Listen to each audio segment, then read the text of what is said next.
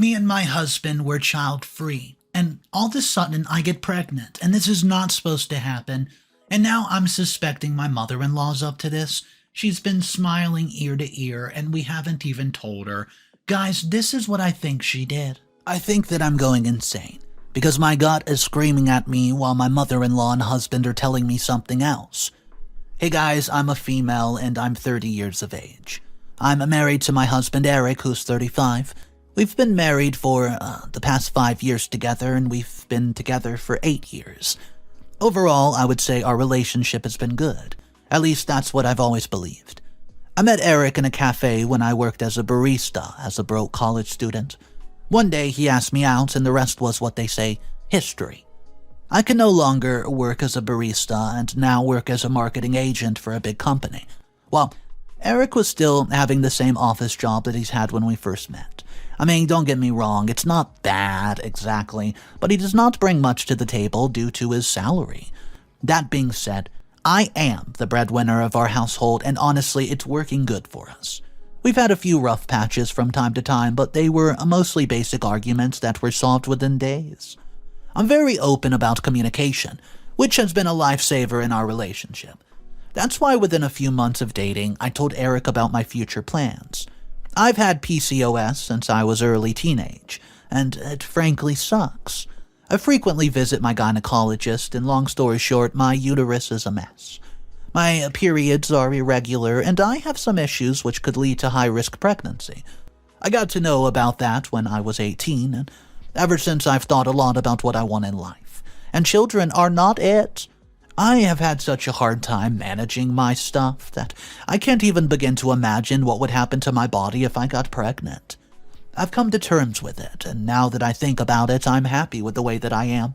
Besides, kids are a lot of work, and I don't think I'll ever be ready to handle and care for them.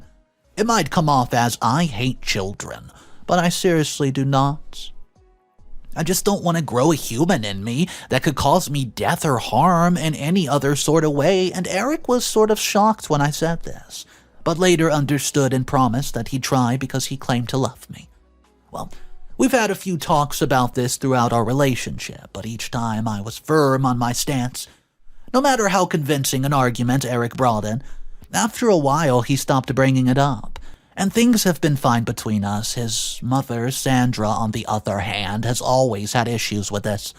She used to show me baby videos on Facebook, hoping that I would change my mind, but as I said, I'm firm. She used to judge me and just nudge my arm in the street whenever we would see a kid playing and making passive-aggressive comments about how she dreamt of having a grandbaby.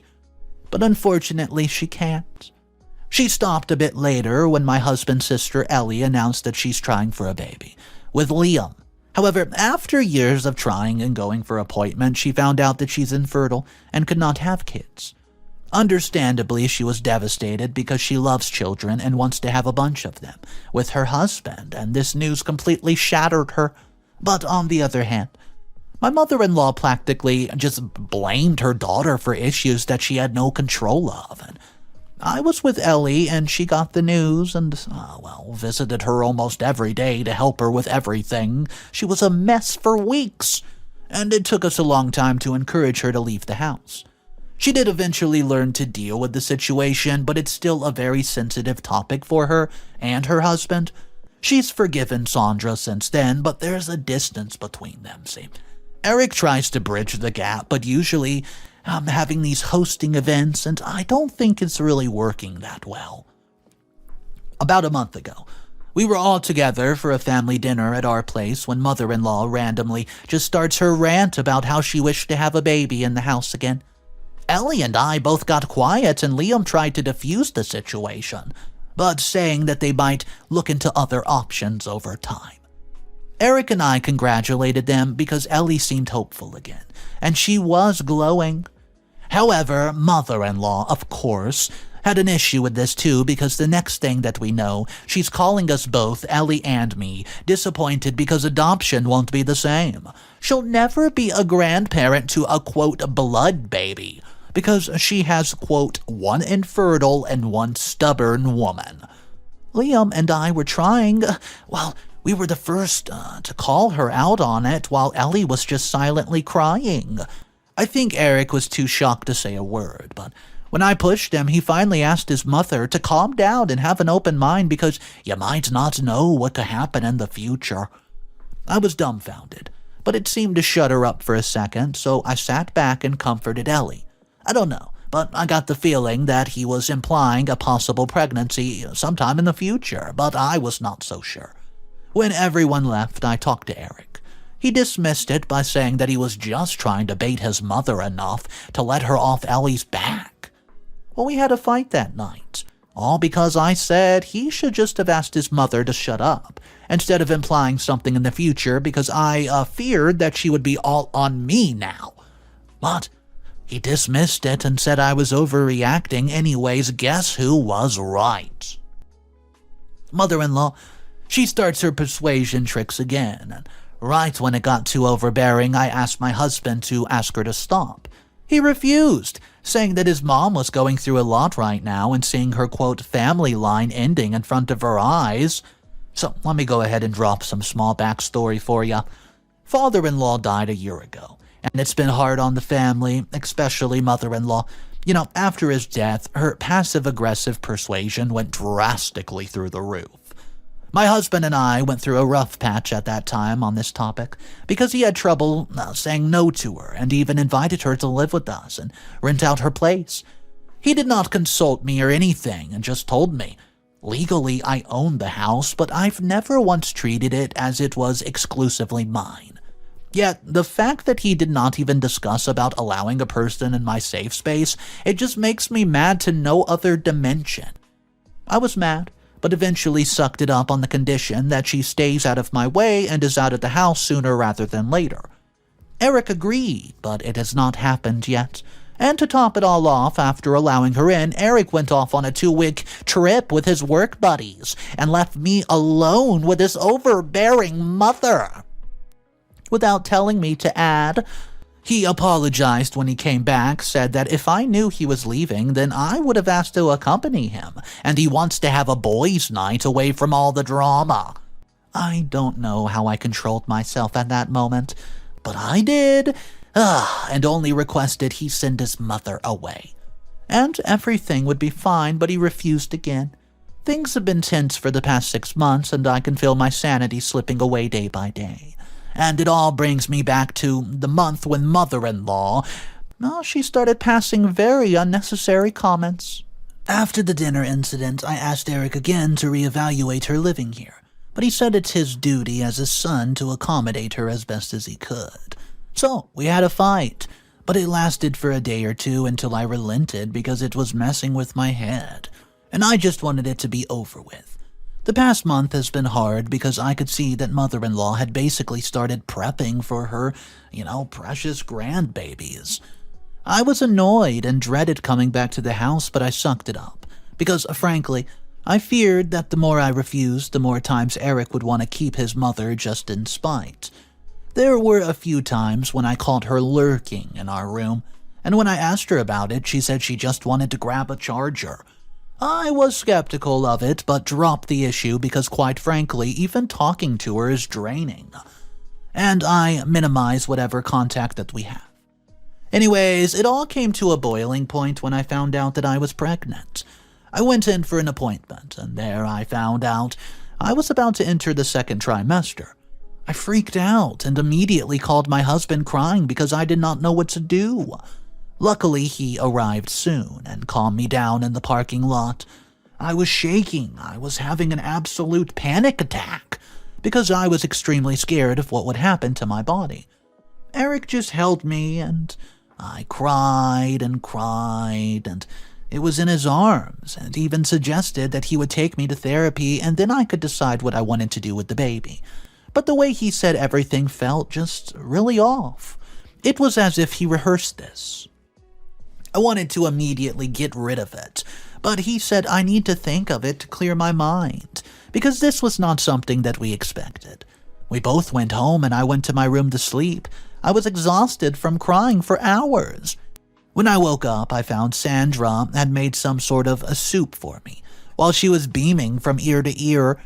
I asked her about it, and she said that Eric's told her the news and that she wants to congratulate me. Congratulate me for giving her such wonderful news. I stuttered for a while, and when Eric walked in, I asked him why he had told his mother something that was private. Sandra, she chirped in, saying that it was not private because that was her grandbaby. But I asked her to stop. First she gets into my house, then she pushes me to have a baby and mentally tortures me with her words. I told her that her scheme would not work on me because I was getting rid of it.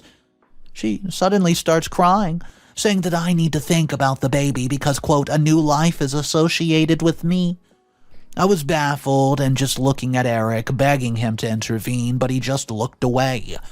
I think something broke in me because I saw how my husband was just standing a few feet away from me and was silent the whole time.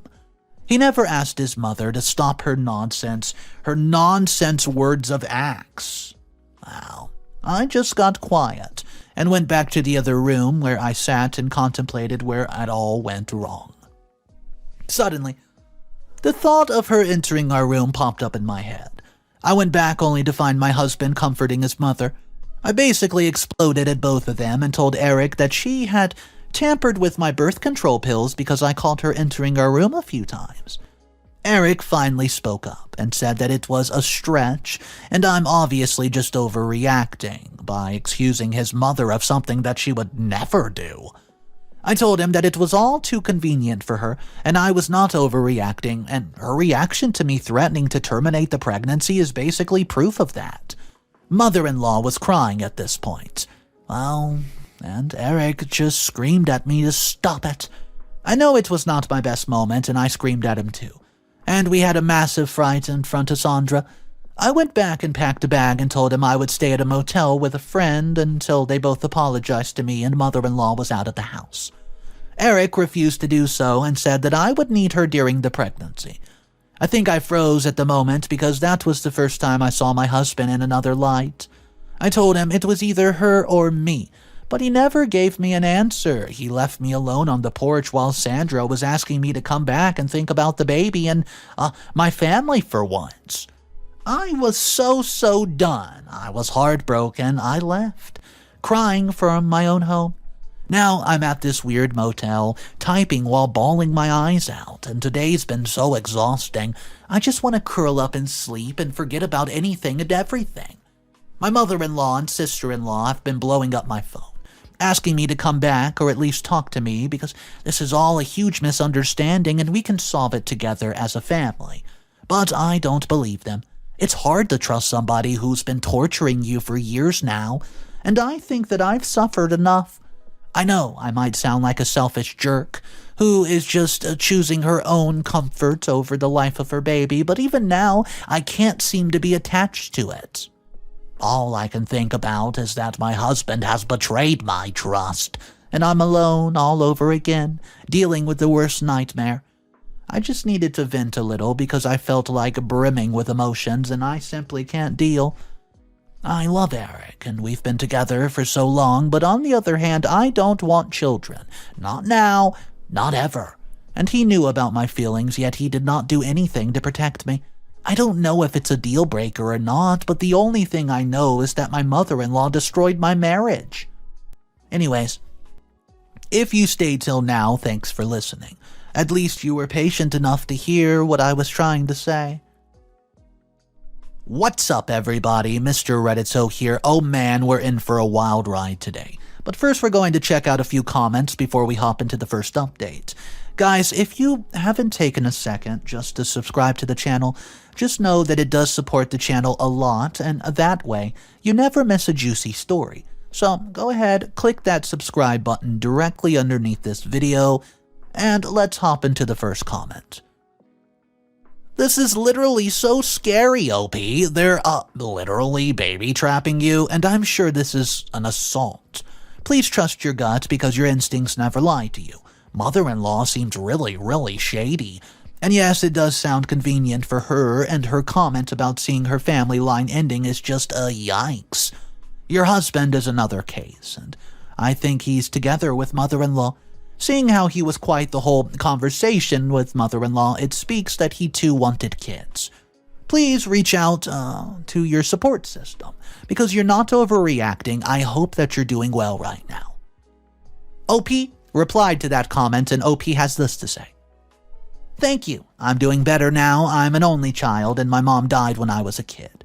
Sadly, my father passed away 5 years ago, and I don't have a lot of friends because, all my time is spent on work, and before this, I never needed a support system because my husband was my rock. Updates. Number 1. 2 weeks later. Hello, it's me again. It has not been long since I ranted about my overbearing, soul-sucking mother-in-law possibly messing with my birth control pills to get me pregnant. My husband sided with her and said that I'm overreacting and crossing a boundary by accusing his mother of something so disgusting. He did not listen to me, and I packed my bags. Now I'm living in this shady motel all on my own while I still don't know where my relationship stands. Well, I have a few days to think about my situation, and now that I've calmed down, I agree with everyone in the comments. There's been some serious issues with my marriage, and I think I just closed my eyes because of the fear of being alone. As I explained in the comment, I'm an only child. My parents both died separately a while ago, and I don't have many close friends because I have a husband and to an extent my sister-in-law Ellie, but I don't know where I stand with them. I don't trust them, but I also don't have anyone else to lean on. Now, on to the update. Things have gone from bad to worse, and unfortunately, I'm even more confused and angry now. The next day, I put on my best poker face and went to work as if my life has not been turned upside down. A few colleagues were nice enough to ask me if I was all right, and I waved them off, saying a lot was going on, but I'd managed to take care of myself. I knew it was a lie, because I needed a shoulder to cry on, but I just sucked it up and went on with my day. The temporary peace did not last long when I decided to check my phone, only to see hundreds of messages from mother-in-law, even a few from sister-in-law, and none from my husband. I'm not gonna lie, I was waiting for his call. If he had even sent me a tiny excuse as to why he did what he did, I would have been ready to talk, but he didn't. As far as I know, he would not even know how or where I was. I considered he has not even asked me to come back. I'm starting to believe he doesn't care about me anymore. However, there were a few messages from sister-in-law, Ellie, that caught my interest, and I opened them up on my lunch break, and in the beginning she was panicking, asking where I was and that everybody was worried about me. You see, she requested me to call her because it was all a major misunderstanding, and I was hurting her by doing all this. She did not elaborate further, and I called her because I was fuming. I'm sure that she heard a second version of the fight from her mother, and texts about me hurting her just sent me into a raging frenzy. She picked up after a short while and sounded too breathy, as if she was running. I asked her about the text, and she basically said I can't promise her something and then back out like that, and that I made her and Liam's hope up only to disappoint and hurt them. All my rage just vanished, and I asked her to elaborate on what she meant because it was not making sense. I think she sensed I was genuine too, because she asked to meet up.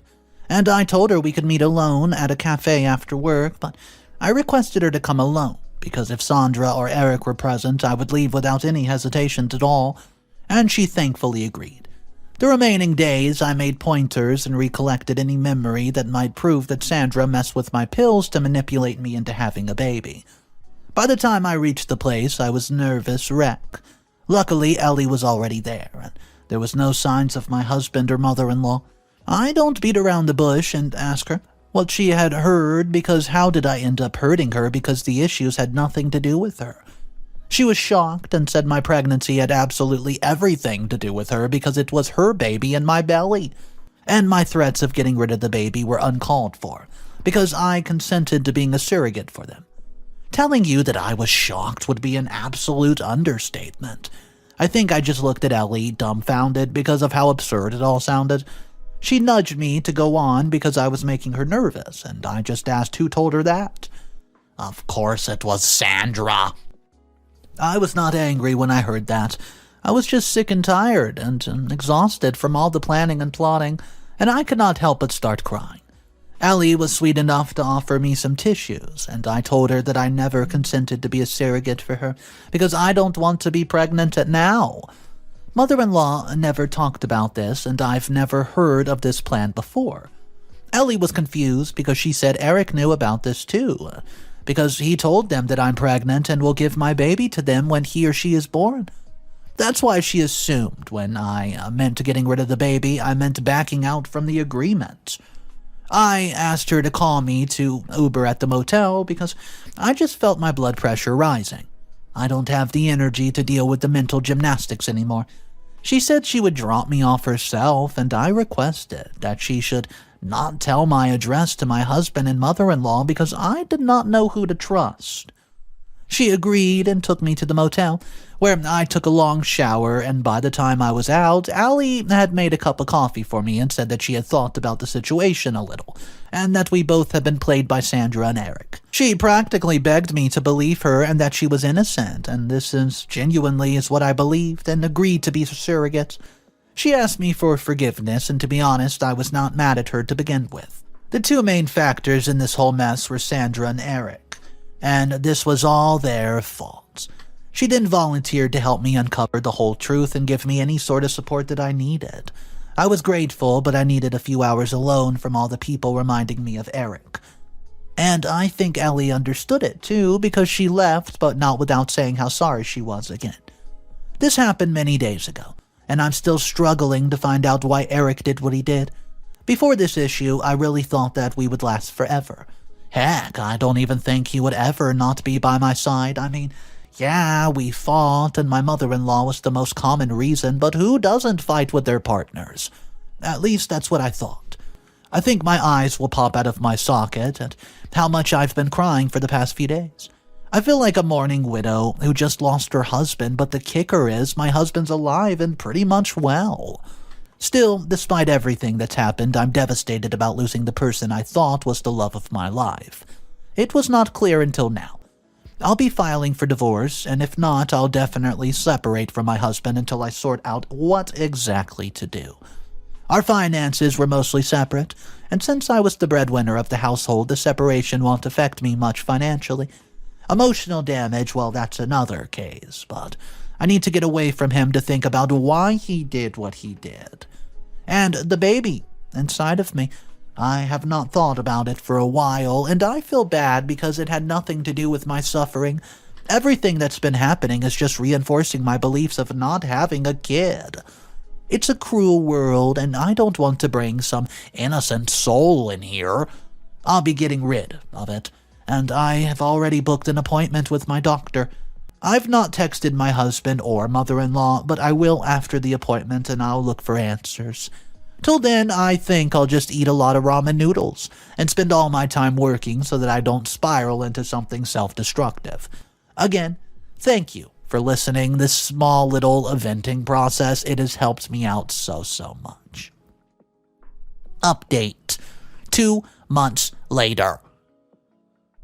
Hey, I'm back again. I think posting here has helped me, and it's like a personal diary. The only difference is that I have you guys to listen to instead of a piece of blank paper. A lot of you recommended therapy, and I did it. My work insurance covers a therapist, and I accepted that offer not so long ago. It's been mostly fine, and I have some issues opening up because I was so embarrassed by everything. My marriage, me getting rid of the baby, and my mother-in-law. It was all just so humiliating, but my therapist has helped me navigate the feeling, and I think I've started to get the hang of it. I don't think I'm fully healed, but I sure have taken a step forward. As far as my pregnancy is concerned, it's gone. My therapist encouraged me to journal my feelings about the whole process, and I did, which helped me a lot, and I was able to understand that some things are just meant to be, and that includes me being pregnant. I did inform my sister-in-law Ellie, who was supportive of my decision. She did not once push me to think about it. She held my hand and gave me a shoulder to cry on only when I needed it. I'm truly grateful for her. I went alone to the clinic and came back alone, and I don't want to be rude to any of, other mothers out there, but when I came out of the clinic, I felt light. as if a huge weight's been lifted off of my shoulders. I then went back to the motel and texted my husband asking him to meet me as soon as possible. He did not reply fast, something he's used to doing. He finally texted me back an hour later saying, "Sure, come back to our place." I can't tell you how much I cringed at him calling my house our place. By this point, I already knew divorce was pretty much on the table, and I needed an explanation from my husband before I told him the truth. I went back to my place and used the key only to find it locked. "Oh, that guy changed the locks of my home?" I went with a very neutral mood, but seeing what he did, my anger returned tenfold. I rang the doorbell and Sandra opened the door. Of course, she was at the house. I asked her to let me in, and she said my husband was not home yet and to wait outside. I sorta just chuckled at her because it's absurd. I just straight up told her that I legally own the house, and if she would not let me in my place, I'm calling the police. I think my face showed how serious I was, because the next thing I knew, she opened up the door and let myself in. It felt so weird entering my place again. It was as if I was entering some place I used to know ages ago. The interior I spent my life decorating felt so dull and lifeless, like it was part of some distant version of myself I saw after years. I went to my room and packed whatever stuff I could to find of Eric. My mother-in-law came not so late and demanded what I was doing. I again calmly told her that I need her out of my place right now, and I've had enough. She refused to listen to me and kept on blabbering about the baby until I exploded that I've gotten rid of it. She got quiet and then asked how I could do this. I said I did not care what she thought and that it was, well, if she's feeling sad, then it's her own doing, because I never wanted to get pregnant for the exact same reason. She starts crying and went on about calling her son, and I asked her to go on because I'm not afraid of them, and it's over for me and Eric anyways. Well, I guess she got the hint, and just sat down crying, and I'd already called Ellie because I thought it would be overwhelming. Ellie arrived at the time, and I let her in to calm her mom. She was practically pulling Sandra out of the room because she was a mess while I was in the kitchen. Eric was nowhere to be found, and I was so damn sure he was deliberately avoiding going back home. A bit later, Sandra finally stopped crying and entered the kitchen with Ellie. I was skeptical, but Ellie signaled me to listen, so I did.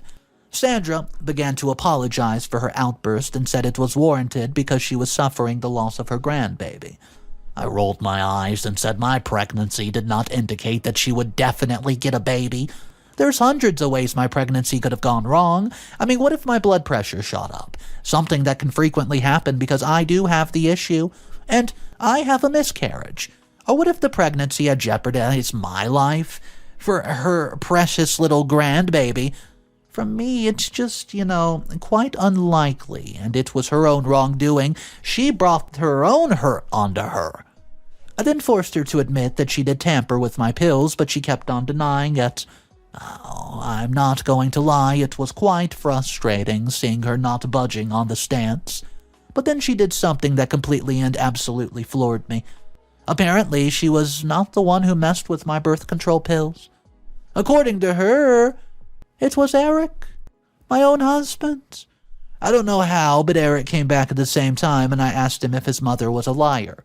I did not want to believe her, but when I saw him standing there like a culprit in my kitchen, I knew Sandra was not lying. He said things were complicated in the past year, and I have to understand why he did what he did. Apparently, at his little boy's trip, the guys ended up getting a DUI, which landed them at the police station for the night, and all of Eric's friends eventually posted bail because they had money, but Eric did not. And considering he did not tell me where he was going, he knew I would not help him. So instead he called his mother to post his bail, and she agreed, and she only went while I was at work to avoid me getting suspicious. At the station, both of them made a pact that they would force me to get pregnant. And so I could be a surrogate for Ellie, and in this way Sandra will have a blood grandchild, and I don't have to raise a kid if I never wanted. Eric was apologizing again and again and again, saying he knew how messed up everything was, but he was totally on board with being child-free with me. He just needed his mother to be on board too, and he wanted to do what was best for his sister as well. So I asked him, what if I changed my mind and wanted to keep the baby? He was stuttering and trying to look everywhere but me. Sister-in-law then pushed him to answer, and he said that he would have told me the baby was stillborn and just kept him away from me just for a little while, only to give it back to Ellie. When he came back from the trip, he changed my pills with the placebo, forcing me to get pregnant, and then acted as if he was my savior while I did not know he was the reason I felt the way I felt. I know, it all sounds so fake and silly, and I know it all sounds far-fetched, but I've never been so lost for words ever before. I asked how could they be so blind and cruel, and Sandra just shrugged and said she did what she had to do. I looked at the duo dumbfounded, and Ellie threw them out of the house on my behalf. I think I cried in the kitchen floor for hours until I felt Ellie picking me up and taking me to the bed. I knew Liam was present too because I heard his voice, and when I crept downstairs he was consoling Ellie. It felt so bad. I felt horrible for the both of them because they never did anything wrong. Heck, I didn't even do anything wrong. When I think about my husband, I can only say he looked weird. All the love I had for him was long gone by now. He broke everything. Trust, love, loyalty, broke it all. All he had to do was tell me he needed money, and I would have listened to him, you know? All he had to do was just come to me and say, I messed up, I need your help. But he did not. Instead, he plotted behind my back and ruined our lives and our marriage. I didn't speak to him after that day, but Liam did take me to a lawyer, and I filed for divorce the very next day. I don't have any sort of communication with him, and don't intend to have any in the future. My lawyer has also requested a restraining order against him and Sandra, and he's hopeful our request will be granted. But anyways, that's it.